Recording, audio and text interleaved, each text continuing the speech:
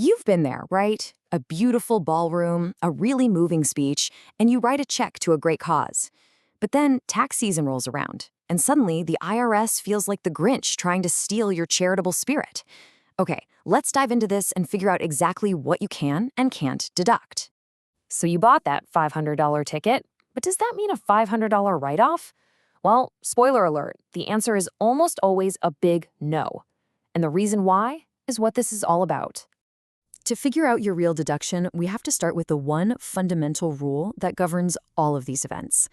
It's a concept the IRS takes very, very seriously. And that concept is called a quid pro quo contribution. It's a fancy Latin term, but all it really means is something for something. You gave the charity money, and in return, they gave you something of value, like a nice dinner, some drinks, maybe some entertainment. The key thing to understand is this is not a pure gift. Now, what's great here is how simple the math actually is. But the crucial point is this. You can only deduct the portion of your payment that exceeds the value of what you received. So if that $500 ticket got you a dinner that was worth $150, your potential deduction is only $350. And this is where we bust the biggest myth out there. The fair market value, or FMV, is not what the event costs the charity. It doesn't matter one bit if the food was donated or the venue was free. The FMV is what you would have paid for a similar meal and show at a regular commercial restaurant or venue. That is the number that counts. Okay, so getting the value right is just half the battle. Now let's talk about the paperwork, because you've got to have the right documentation. And it turns out both you and the charity have specific responsibilities here. The first key number to remember is $75. Under the law, if your total payment is more than $75, the charity is legally required. They must give you a written statement. It has to tell you the FMV of the benefits and spell out that your deduction is limited. And here's the interesting part. If they mess this up, the penalty falls on them, not you. But the second key number is $250, and this one is all on you. To claim any single deduction of $250 or more, you, the donor, must have that written acknowledgement from the charity in your hands before you file your taxes. Let me be clear, a canceled check is not enough proof for the IRS. Okay, let's get into the real danger zone, the high-stakes part of the evening. We're talking auctions, donor-advised funds, and raffles. This is where so many well-intentioned donors make some very, very expensive mistakes. Let's kick things off with auctions. Say you win a week at a beautiful vacation home. Awesome, right? But what's your deduction? Well, the IRS has a default assumption. If the charity doesn't state a value beforehand, your winning bid is the fair market value. And you know what that means? You paid exactly what it was worth, so your deduction is a big fat zero. And that priceless lunch with a celebrity? Oh, that is a huge trap. The word priceless is legally meaningless to the IRS. For you to get a deduction, the charity absolutely must state a good faith estimate of the item's value before you even start bidding. If they don't, your winning bid becomes the value and poof, your deduction just vanishes into thin air. Now for what might be the biggest trap of them all, donor-advised funds, or DAFs. Some donors try this little move called bifurcation. It's a fancy word for splitting the payment. They'll use personal money for the meal portion of the ticket and then have their DAF cover the charitable portion. The IRS is crystal clear on this. It is absolutely forbidden.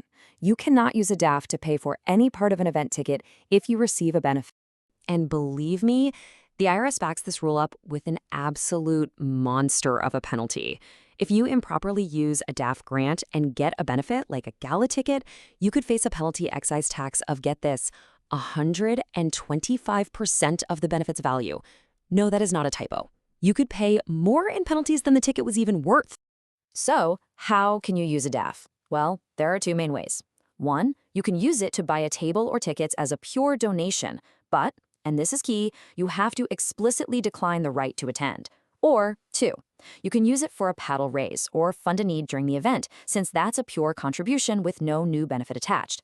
Just remember the rule of thumb. If you want to eat the chicken, you got to write a personal check. And now for the easiest rule of the whole night. The money you spend on raffle tickets is never, ever deductible, period. Why? The IRS doesn't see it as a gift. They see it as you purchasing a chance to win, which is basically a form of gambling. You got exactly what you paid for, a shot at the prize. And for the lucky winner, it's not exactly free money. Those winnings are taxable income. If your prize is worth over $600 and at least 300 times your ticket price, the charity has to report it to the IRS. And if it's worth more than $5,000, they're actually required to withhold 24% for federal taxes before they even give you the prize. So, knowing all these rules is the first step to staying compliant. But the next step is understanding what makes the IRS take a closer look at your tax return in the first place. Here are 3 big red flags. First, having charitable deductions that are just way out of proportion with your income. Second, large round number deductions, like a clean $10,000 that perfectly match a Gala sponsorship price. And third, with DAFs, the IRS is getting smarter. They are actively cross-referencing DAF grants with Gala attendee lists to find that forbidden payment splitting. Okay, we have covered a ton of ground. So let's boil it all down into a simple playbook for both the donors trying to do the right thing and the charities running these wonderful events. For you donors, the playbook is pretty straightforward. 1, always get that official receipt, especially if your donation is over $250. 2, know the fair market value before you bid or buy. If it's not listed, just ask. 3, keep your donor-advised fund completely separate from any event you personally attend. And finally, just remember that raffles are for fun, not for deductions. And for the charities, your keywords are timeliness and transparency. Get those disclosures out for any payment over $75. State the commercial FMV clearly on everything. Be realistic and use the commercial value for the FMV, not your internal cost. And finally, be prepared to politely educate your donors, especially about the strict DAF rules. It builds trust and protects everyone involved.